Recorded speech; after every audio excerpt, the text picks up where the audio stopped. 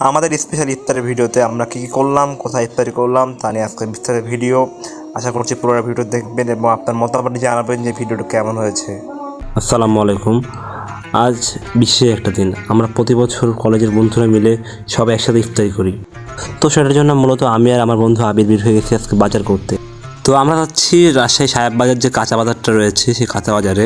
সবসময়ের মতো কাঁচা বাজারে ভিড় লেগে থাকবে, এটা হচ্ছে স্বাভাবিক। আর দেখতে তো পাচ্ছেন কি ভিড় আর জ্যাম লাগে আছে রাস্তার মধ্যে। তো আমি মূলত খুঁজতেছিলাম তরমুজের দোকান, তো একটা তরমুজ দোকান পেয়ে গেলাম। আসলে বাজারে তরমুজ এত দোকান, কোনটা রেখে কোনটা নেবো সেটাই বুঝতেছিলাম না। তো মামাকে বললাম, মামার তরমুজটা মেপে ভালোভাবে দিন আমাকে। তো মামার তরমুজটা মেপে ভালোভাবে দিল আমাকে। তো আমি মামাকে পরবর্তী জিজ্ঞাসা করছিলাম, মামা তরমুজটা ভালো হবে তো? তো মধু হবে তো? তো মামা বলছিল মধুর থেকেও ভালো হতে পারে ইনশাল্লাহ। ভালো হতে পারে ইনশাআল্লাহ। জুম করো দানা দানা। হ্যাঁ, রসমালাই। তো পরবর্তীতে মামা আমাদেরকে তরমুজটা বুঝিয়ে দেয়। তারপর আমরা হিসাব করি যে কয় টাকা হচ্ছে, হিসাব করে মামাকে তার টাকাটা বুঝিয়ে দিই, দিয়ে আমরা সেখান থেকে তরমুজটা নিয়ে চলে আসি।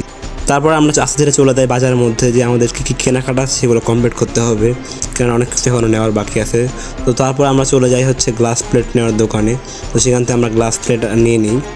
সেখান থেকে আবির প্যাকেট করে নিচ্ছিলো গ্লাসগুলো।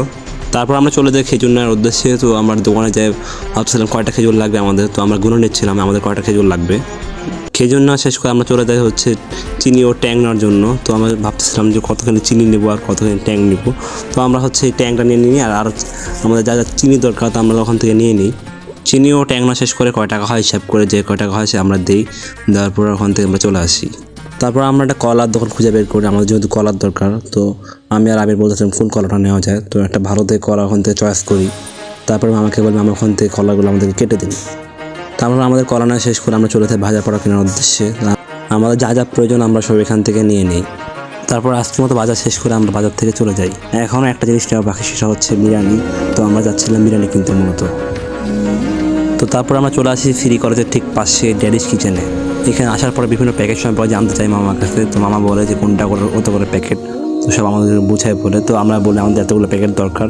তো তার পরবর্তীতে মামাকে বলার পরে মামা হচ্ছে ভিতর থেকে লোক আসে, তারপরে সুন্দরভাবে প্যাকেটিং করে আমার হাতে দিয়ে দেয়। তো আমাদের বেশ কটা প্যাকেট ছিল, তো হচ্ছে আমাদেরকে আস্তে আস্তে সবগুলো দিচ্ছে। এক একে সব প্যাকেটগুলো নেওয়া শেষ করে আমরা এখান থেকে চলে যাই। ও আচ্ছা, আপনাদেরকে তো বলাই হয় না আসলে আমরা ইফতারটা করবো কোথায়। অনেক খোঁজাখুঁজির পরে আমরা একটা সুন্দর জায়গা খুঁজে বের করি। তো আমরা ভিডিও দেখতে দেখতে বুঝতে পারবেন যে জায়গাটা কোথায়। হয়তো বা রাজশাহীতে এর আগে কেউ ইফতার করছে, কেউ ওখানে কেউ বলতে পারতেছি না। তো চলেন আপনাদেরকে বিস্তারিত দেখাই।